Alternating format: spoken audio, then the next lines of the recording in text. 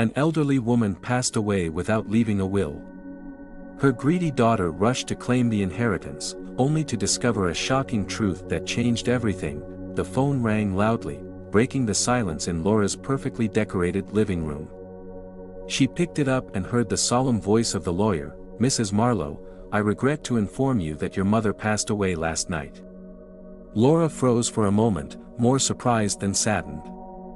Her mind quickly shifted to practical matters. Her mother had been wealthy, owning a large estate and valuable antiques. Laura's lips curled into a thin smile as she imagined the inheritance she was now entitled to. Laura's husband, Greg, walked into the room. "Who was that?" he asked. "Bad news," Laura said with a dramatic sigh. "Mother passed away. We'll need to meet with her lawyer about the will." But deep inside, she wasn't mourning. She was calculating. 2 days later, Laura entered the lawyer's office dressed in somber black, a veil covering her face. She hoped her act of grief would make her seem more deserving. The office smelled of leather and wood polish, and the ticking of an old clock filled the quiet room. Mr. Hargrove, her mother's longtime lawyer, adjusted his glasses. "Thank you for coming, Mrs. Marlowe," he began. "There's something unusual about your mother's estate." Laura leaned forward. "Unusual? What do you mean?" she asked. Her voice trembling slightly for effect. Mr. Hargrove opened a file. "Your mother left no will. As her only child, the inheritance defaults to you. However, there are certain stipulations attached to the estate." Mr. Hargrove handed Laura an old, tarnished key. It felt cold and heavy in her hand. Along with it was a sealed envelope with her name written in her mother's delicate handwriting. "What's this?" Laura asked, frowning. "This key unlocks your mother's safety deposit box," Mr. Hargrove explained. "The letter was her final message to you. It contains instructions regarding her belongings." Laura's fingers trembled as she opened the letter. The words were simple but chilling. "Laura, my dear, nothing is as it seems. To claim what is truly yours, you must uncover the truth. Start where the heart rests." Laura's stomach tightened. What was her mother hiding? And what could "where the heart rests" mean? Laura embarks on a journey to uncover her mother's secrets, starting with the safety deposit box. The bank felt cold and unwelcoming as Laura sat across from the vault manager. The heavy steel doors groaned open, revealing rows of small locked compartments. The manager gestured toward box 314, and Laura inserted the tarnished key with trembling hands. Inside the box was a single velvet pouch. Laura's heart raced as she opened it, revealing a locket, a handwritten journal, and a stack of old photographs. She turned the locket over in her hand. It was engraved with 2 initials, AW. "What does this mean?" she muttered under her breath. She flipped through the photographs, most of which were unfamiliar. But one stopped her cold. It showed her mother, smiling with a man Laura had never seen before. Back home, Laura examined the locket more closely. It popped open with a faint click, revealing 2 tiny portraits inside. One was her mother, much younger, with a joyful smile Laura barely recognized. The other was the same man from the photograph. Greg entered the room, glancing at the locket. "Who's that?" he asked, pointing to the man's picture. "I don't know," Laura admitted. But he must have been important to her. Curious, she picked up the journal. The first page was dated decades ago and began with an entry that made Laura's chest tighten. "To my dearest Albert, the love of my life. I hope someday Laura will understand." Laura slammed the journal shut, her mind racing. Who was Albert? And why had her mother kept this hidden from her? The next morning, Laura decided to visit her mother's old house, a place she had avoided for years. The house was eerily quiet, and the air was thick with dust and the faint smell of lavender. As she walked through the familiar rooms, memories of her childhood flooded back. She entered her mother's bedroom and froze. On the bedside table was a framed picture of the same man, Albert. This time, he stood in front of the house with her mother, holding hands. Why didn't I ever know about him? Laura whispered, then, her eyes fell on a stack of unopened letters in a drawer. The top one was addressed to Albert Whitman. The address was smudged, but the name struck Laura like a lightning bolt. Was this man the true heir to her mother's fortune? Laura stuffed the letters into her bag and hurried home.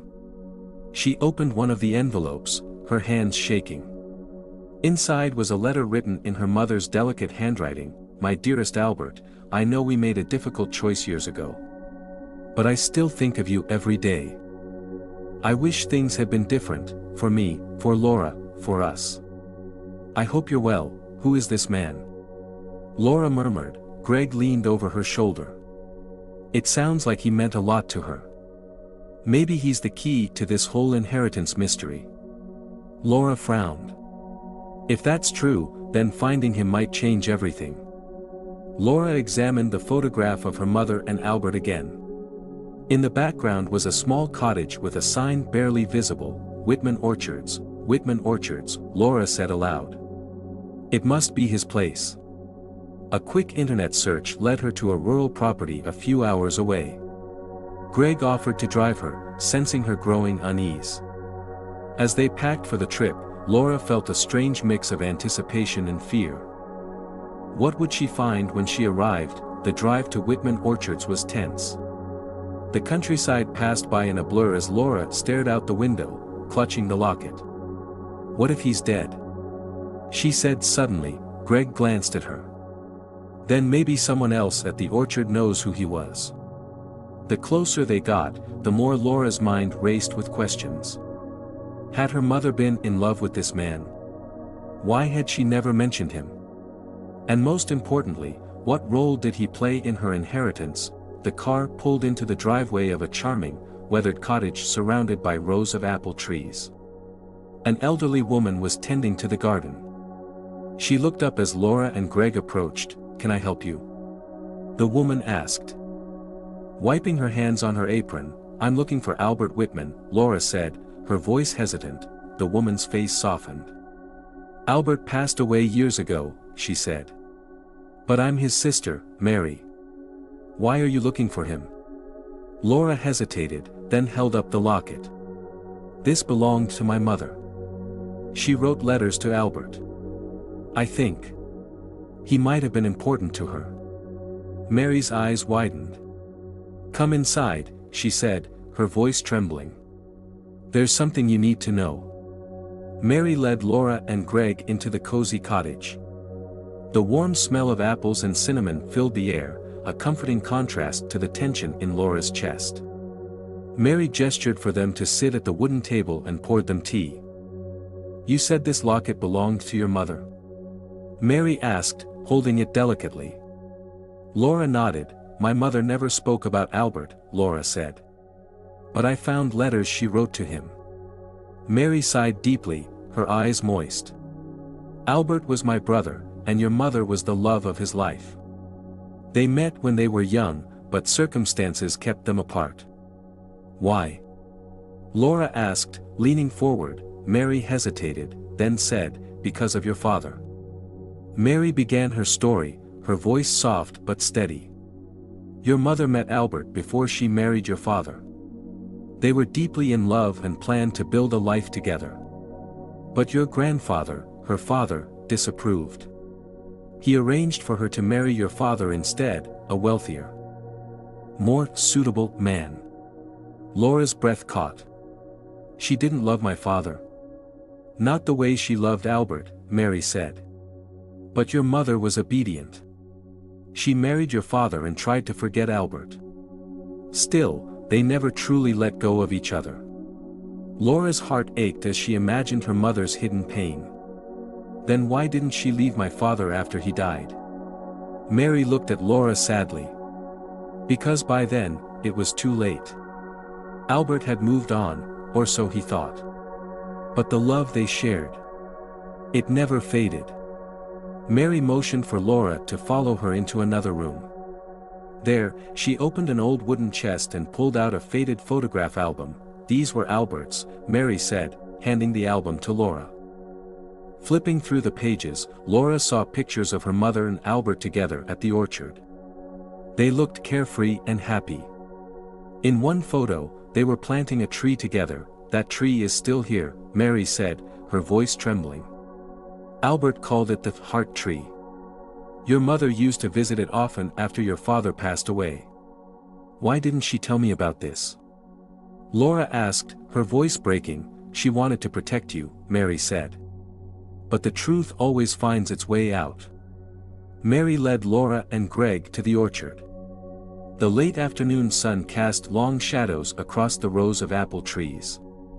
In the center of the grove stood an old, gnarled tree with a heart carved into its bark. "This is it," Mary said, her voice soft.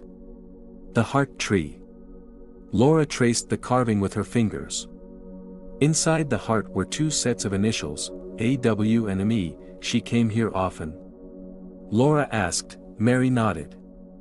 "Your mother said this place gave her peace. She wanted to be with Albert, but she also wanted you to have a stable life. That's why she stayed." Laura's chest tightened.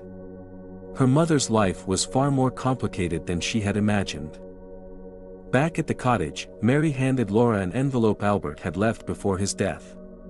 "He wanted you to have this, but your mother didn't think you were ready," she said. Laura opened the envelope and found a handwritten document. It wasn't a will but rather a detailed plan outlining how the orchard could be turned into a sanctuary for struggling families, a dream Albert and her mother had shared. This was their dream. Laura whispered, tears welling in her eyes. Mary nodded. "Albert believed wealth wasn't meant to be hoarded. He wanted to give back, and your mother supported that idea. But it's up to you now to decide what to do." Laura returned home that evening, her mind spinning with questions. She laid the journal, letters, and document on the table. Greg sat beside her, his face thoughtful. "This changes everything," Laura said. "I thought the inheritance was mine, but now I feel like I don't deserve it." "Maybe this is about more than money," Greg said. "Maybe it's about continuing their legacy." Laura's eyes lingered on the locket. She felt torn between her mother's past and her own future. The choice before her wasn't just about wealth, it was about honoring the love and sacrifices that had shaped her family. The next morning, Laura was startled by a knock at her door. She opened it to find two strangers, a man and a woman, holding a faded family photograph. "Are you Laura Marlowe?" the man asked. "Yes," Laura said cautiously. "We need to talk," the woman said, her voice urgent. "It's about Albert Whitman." Laura stared at the visitors, her mind racing. "Who are you, and how do you know Albert?" she asked. The man stepped forward, his face weathered but kind. "My name is Henry Whitman.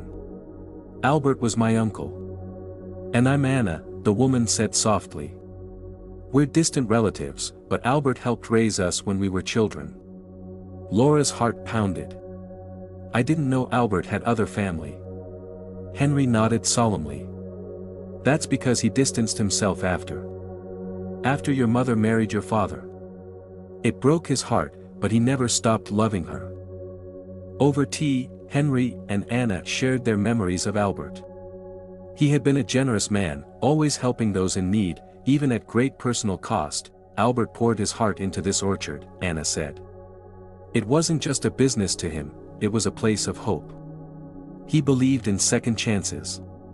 Henry added, "He spoke of your mother often, Laura. He said she was his guiding star, even when they couldn't be together." Laura felt a lump in her throat. These strangers knew a side of her mother and Albert she'd never seen. Their words painted a picture of a man driven by love and purpose, not wealth. Henry and Anna explained that they had come across Albert's letters while clearing out an old attic. "We didn't know about you until we read them," Anna said. "Albert wrote about his dream for the orchard, and how he hoped it would one day belong to you." Laura's eyes widened. "Me?" "Yes," Henry said. "He believed you had the heart to carry on his work. But he feared the inheritance might blind you to what truly matters." Laura felt a pang of guilt. She had rushed to claim the estate, driven by greed and entitlement. Now, she saw the depth of Albert's intentions. Henry handed Laura a stack of letters tied with a ribbon. "These are Albert's words," he said. "They might help you understand." Laura spent the evening reading the letters. In them, Albert poured out his thoughts, fears, and dreams. He wrote about the orchard as a symbol of hope, a place where people could heal and rebuild their lives. One letter stood out: "To my dear Laura, if you ever find this, know that the orchard isn't just land. It's a legacy of love, sacrifice, and second chances. Use it wisely." Tears streamed down Laura's face. She finally understood the weight of what she'd inherited. Laura woke the next morning with a newfound determination. She gathered the letters, journal, and Albert's plan, then called Greg. "I need your help," she said. "What's going on?" Greg asked. "I want to turn the orchard into what Albert and my mother dreamed of, a sanctuary. But I can't do it alone." Greg smiled. "You're finally seeing the bigger picture. I'm with you." As they began brainstorming, Laura felt a sense of purpose she hadn't known before. The orchard wasn't just land, it was a chance to honor her family's legacy and make a difference in the world.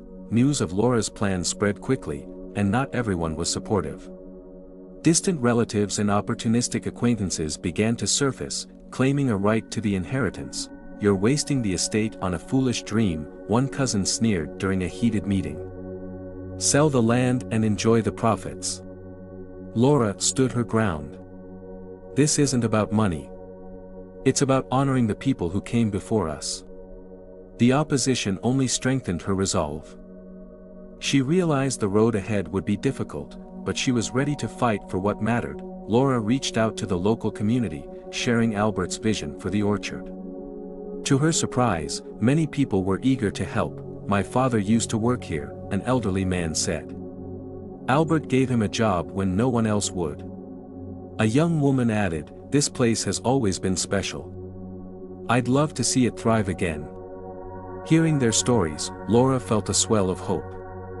The orchard wasn't just her family's legacy, it belonged to everyone who had been touched by Albert's kindness. One evening, Laura returned to the heart tree, seeking clarity. She ran her fingers over the carved initials and whispered, "What should I do, Mom?" A gentle breeze rustled the leaves, carrying the faint scent of apples. In that moment, Laura felt an overwhelming sense of peace. She knew she was on the right path. The orchard wasn't just a place. It was a testament to love, sacrifice, and the power of second chances. And Laura was ready to carry that legacy forward, no matter the challenges ahead. The following weeks were fraught with tension. Relatives who had never shown interest in the orchard before were now arriving in droves, demanding a share of the estate. "You have no right to keep this to yourself," one distant cousin, Martha, declared at a gathering Laura called to address the disputes.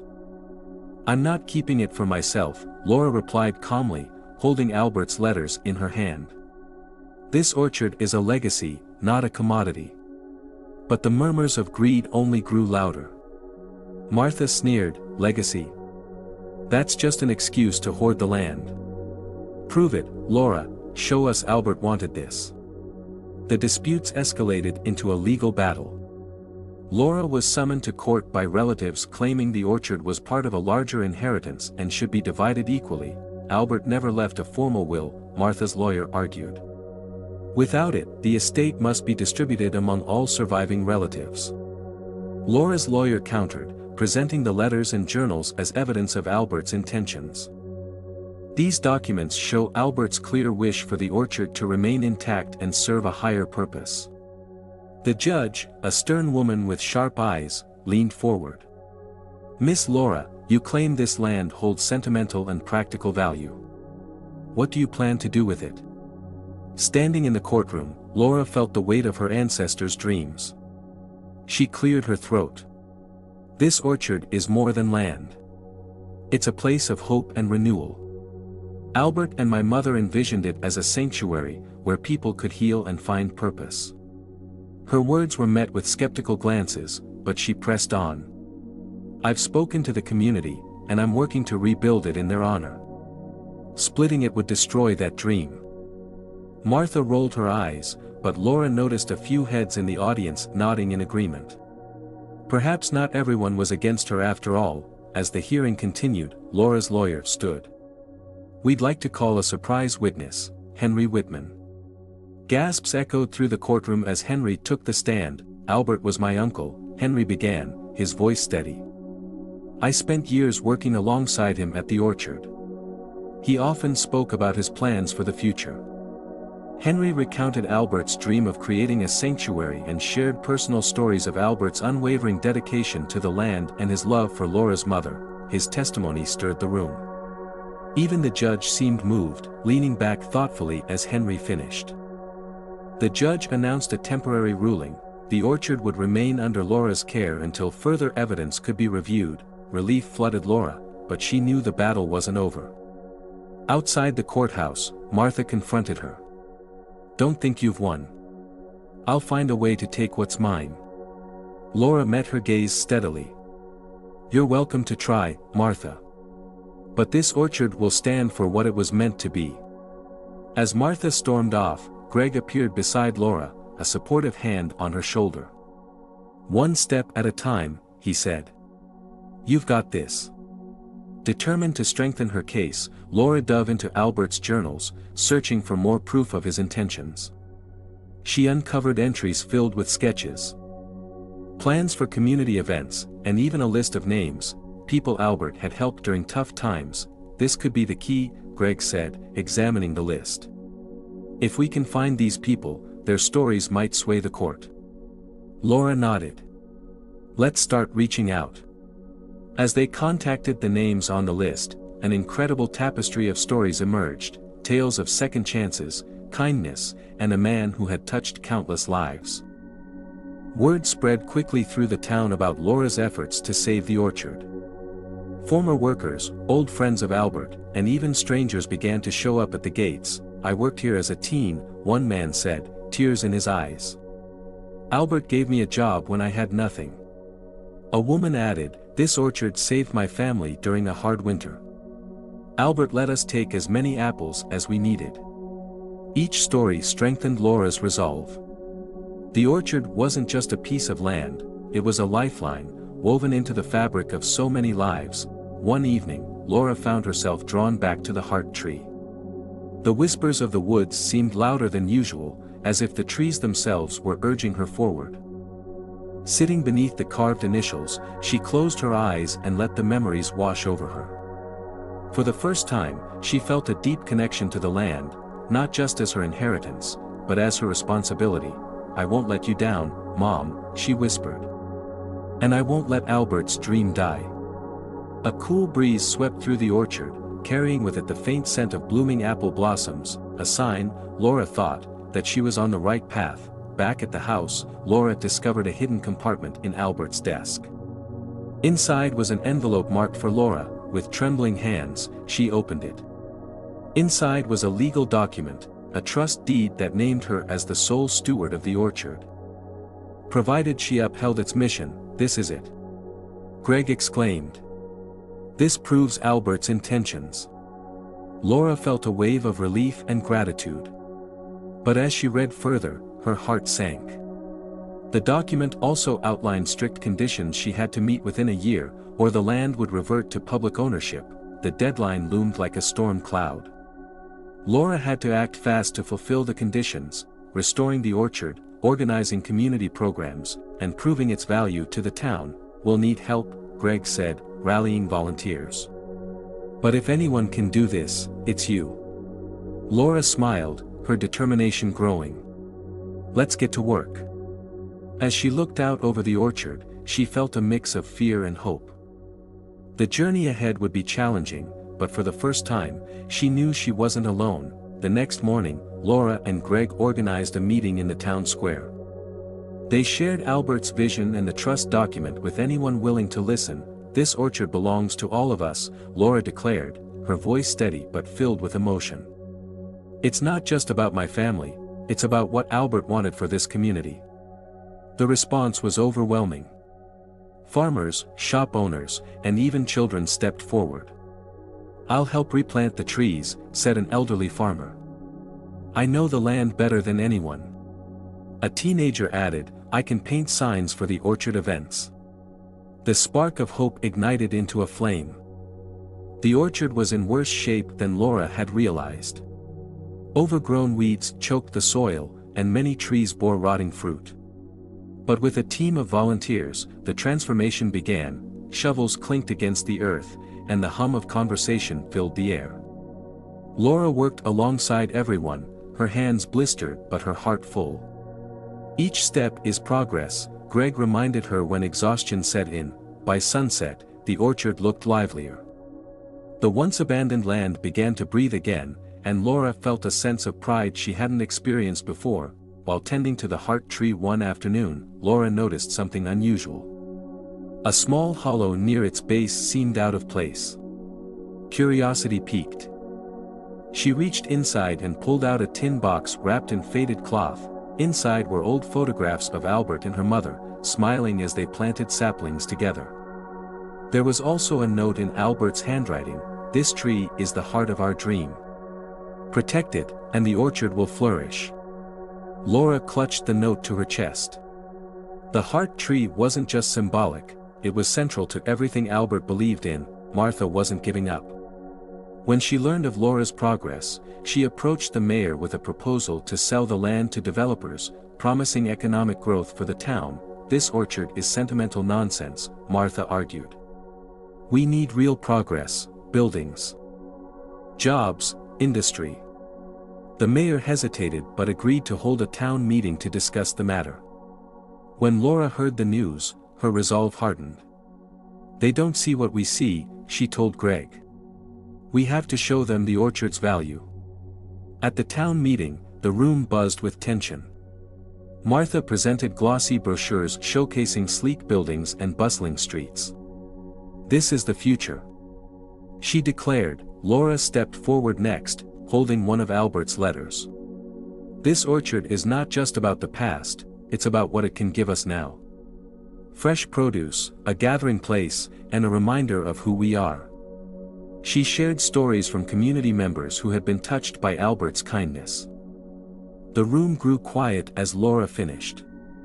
"Progress doesn't mean forgetting our roots. Let's grow together, not apart." The mayor called for a vote. Hands shot up across the room, some for Laura, some for Martha. As the votes were tallied, Laura held her breath. By a narrow margin, the mayor announced, "The orchard will remain under Laura's care for now." Cheers erupted from Laura's supporters. Greg gave her a triumphant hug. But Martha's glare across the room reminded Laura that the fight was far from over. To meet the trust's conditions, Laura needed funding to fully restore the orchard. With Greg's help, she planned a grand community fair to showcase the orchard and raise money. There were apple-picking contests, live music, and booths selling handmade goods. Children laughed as they played games under the shade of the newly pruned trees. "It's like the orchard is alive again," Laura said to Greg, watching the crowd. By the end of the day, they had raised more than enough to kickstart the next phase of their plans. Late one night, Laura received a frantic call from a volunteer. "Laura, someone's damaged the orchard." Rushing to the scene, she found several trees chopped down and graffiti sprayed on the heart tree. "This has Martha written all over it," Greg said angrily. Laura clenched her fists. "We'll rebuild. No matter what she does, we won't give up." The community rallied again, planting new saplings and cleaning the vandalism. Every act of destruction only strengthened their bond. Months of hard work paid off as the orchard yielded its first batch of apples. The community celebrated, picking the ripe fruit and sharing stories of how the land had united them. Laura stood by the heart tree, watching the laughter and joy around her. "Albert would be proud," she whispered, feeling his presence in the gentle rustling of the leaves. But as she looked toward the horizon, storm clouds loomed, a reminder that challenges still lay ahead. One evening, a knock on Laura's door revealed an unexpected visitor, an old friend of Albert's named Samuel. "I heard about your struggle and thought you might need this," he said, handing her a thick folder. Inside were blueprints and detailed plans Albert had created for the orchard's future, including a community center and sustainable farming techniques. Laura's eyes welled with tears. "This is exactly what we need to prove Albert's vision to the court." Samuel nodded. "Albert always believed in you, Laura. Now it's time to believe in yourself." With the new documents in hand, Laura prepared a presentation for the next court hearing. She worked tirelessly, incorporating Albert's plans into a clear proposal for the orchard's future. The day of the hearing arrived, and Laura stood before the judge. Confident and prepared. "This isn't just land, it's a living dream," she said, presenting the plans. "And I intend to bring it to life." The judge studied the documents carefully. "This is compelling, Miss Laura. We'll need to verify the plans, but you've made a strong case." Martha wasn't ready to surrender. At the next court hearing, she arrived with a high-powered lawyer and documents that claimed Laura's efforts were unsustainable. "She's leading the community on a sentimental journey with no guarantee of success," Martha declared. "The land should go to someone who can bring financial stability, me." Laura clenched her fists but remained calm. "This orchard has already shown its potential. The community has rallied behind it, and Albert's vision is clear." The judge listened intently, his face unreadable. "Both sides make compelling arguments," he said. "I'll need more time to review." As tension mounted, Laura found solace in the orchard. While pruning a tree one evening, she noticed Greg approaching with a grin. "You'll never believe this," he said, holding up a newspaper. The headline read, "Local Orchard Sparks Community Revival." The article detailed how the orchard had united the town and highlighted Laura's efforts. "This is exactly the kind of public support we need," Greg said. "The more people know about the orchard's impact, the harder it will be for the court to ignore its value." The article drew more attention than Laura anticipated. Journalists arrived, eager to cover the story of a small-town orchard fighting against corporate greed. Laura hesitated but agreed to an interview. "The orchard isn't just about trees or land," she explained. "It's about community, history, and hope." As the story spread, donations and letters of support poured in. One letter, in particular, stood out: "I grew up playing under those trees. Please don't let them disappear." Laura felt a renewed sense of purpose. "We're not just fighting for the orchard," she told Greg. "We're fighting for everyone who's ever found a piece of themselves here." Martha, frustrated by Laura's growing support, decided to take drastic measures. Late one night, she met with the developers, pushing them to accelerate their plans. "If we can secure a deal before the court rules, it'll be too late for Laura," she said, but the developers hesitated. "The public backlash could ruin us," one of them admitted. Martha's determination wavered. For the first time, she realized that her fight wasn't just against Laura, it was against an entire community. To Laura's surprise, one of Albert's old business partners, Mr. Fletcher, reached out. Albert often spoke of his dreams for the orchard, he said during a meeting. "I'd like to help make them a reality." Mr. Fletcher offered financial support and expertise, allowing Laura to expand her plans. "With this, we can build the community center Albert envisioned," she said. Her eyes sparkling with hope, the partnership strengthened Laura's case, but it also put more pressure on Martha. "If I lose everything," Martha muttered to herself, fear creeping into her heart. Just as things seemed to be turning in Laura's favor, disaster struck. A powerful storm swept through the town, leaving the orchard battered and broken. The heart tree stood firm, but many younger trees were uprooted, and the newly planted saplings were destroyed. Laura fell to her knees in the mud, tears mixing with the rain. "We've come so far," she whispered. "We can't lose now." Greg knelt beside her. "We'll rebuild again, Laura. Just like before." The storm brought devastation.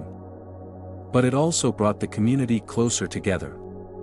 Volunteers worked tirelessly to repair the damage, their determination unwavering. Laura organized a replanting day, inviting everyone to help restore the orchard. Families arrived with shovels and seedlings, turning the day into a celebration of resilience. By sunset, the orchard was alive with laughter and new life. Laura stood by the heart tree, feeling a deep sense of gratitude. No storm can break what we've built together, she thought. The day of the final court hearing arrived, and the tension was palpable. Laura presented her case with unwavering confidence, supported by testimonies from community members and Albert's detailed plans. Martha's lawyer tried to undermine Laura's efforts, but the judge seemed unconvinced. Finally, the judge spoke. "This case is about more than property, it's about legacy and community. After careful consideration, I rule in favor of Laura." Gasps of relief and joy filled the courtroom. Laura turned to Greg, her eyes brimming with tears. "We did it," she whispered. Defeated, Martha retreated to her mansion. As she looked through Albert's old belongings, she found a letter addressed to her. "Martha, I always believed in your potential, even when you doubted yourself. The orchard was never about money, it was about family. I hope you find your way back to what truly matters." Martha's hands trembled as she read the words. For the first time in years, she felt a pang of regret. With the legal battle behind her, Laura focused on fulfilling Albert's vision. The community center was built, offering classes, events, and a space for everyone to gather. The orchard thrived, becoming a symbol of hope and unity.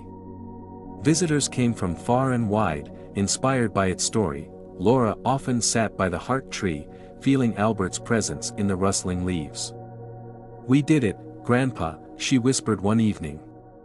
"Your dream lives on." Years later, the orchard remained a cornerstone of the community. Children played under its trees, couples exchanged vows beneath its branches, and families gathered for annual harvest festivals. Laura, now older, watched with pride as the next generation took over. "This isn't just an orchard," she often said. "It's a reminder of what we can achieve when we come together." Albert's dream had not only survived, it had flourished, leaving a legacy that would endure for generations to come. Martha remained distant for years after the court's decision. But one day, she arrived unannounced at the orchard. Laura was startled to see her standing near the heart tree, looking frail but contemplative. "I've been thinking about Albert's letter," Martha began, her voice soft. "I let my greed blind me to what mattered. This orchard, it's where I should have found peace, not conflict." Laura hesitated but saw sincerity in her aunt's eyes. "It's never too late to make things right," she said gently. Martha attended the next community gathering at the orchard, standing nervously at the edge of the crowd. When Laura invited her to speak, she hesitated but then stepped forward. "I owe you all an apology," Martha said, her voice trembling. "I fought to take this orchard away, but I see now that it belongs to all of you, and to Albert's memory. I'm sorry." The crowd murmured in surprise, and then someone clapped. Slowly, others joined in. Laura hugged her aunt, saying, "Healing starts here." As the orchard thrived, the heart tree became a central symbol. One day, while inspecting its roots, Greg discovered a weathered metal box buried beneath the tree. Inside was a journal filled with Albert's musings, sketches of the orchard, and one final note: the heart tree is a reminder to cherish life's roots and nurture what matters. Love always grows if you let it. Laura read the note aloud at a gathering, tears streaming down her face. Grandpa's legacy wasn't just the orchard, it was the love he planted in all of us. Years later, Laura's hair had turned silver, but her spirit remained vibrant. She decided it was time to step back and let the younger generation take over. She chose Emily, a passionate young woman who had grown up volunteering at the orchard, to lead its future. "You'll carry the torch now," Laura said, handing her Albert's journal. Emily accepted it with reverence. "I'll honor everything you and Albert built," she promised. On what would have been Albert's 100th birthday, the community gathered for a grand celebration. The orchard was alive with music, laughter, and the rustling of leaves in the breeze. Laura stood under the heart tree, reflecting on the journey. "We've faced storms, battles, and heartbreak," she said during her speech. "But through it all, love and unity kept us standing." As the crowd cheered, Martha, now a quiet but steady supporter, nodded in agreement. The orchard became more than a piece of land. It was a legacy. Schools visited for lessons on nature, families made it a tradition to harvest apples, and artists painted its beauty. Albert's dream had become a cornerstone of the town. A plaque beneath the heart tree read, "Planted with love, nurtured by community, rooted in hope." Laura, sitting beneath its branches one evening, whispered, "Thank you, Grandpa. You taught us what truly matters." Laura passed away peacefully years later, leaving behind a life well lived. The community held a memorial beneath the heart tree, celebrating her unwavering dedication to Albert's dream. Emily, now the steward of the orchard, spoke, "Laura's life reminds us that love and persistence can overcome any storm. This orchard will forever be a place of unity and hope." As the sun set that evening, the orchard stood tall, its leaves whispering stories of the past and promises for the future. If you enjoy this story, don't forget to hit that like button and share your thoughts in the comments below. Subscribe to our channel for more heartwarming stories like this.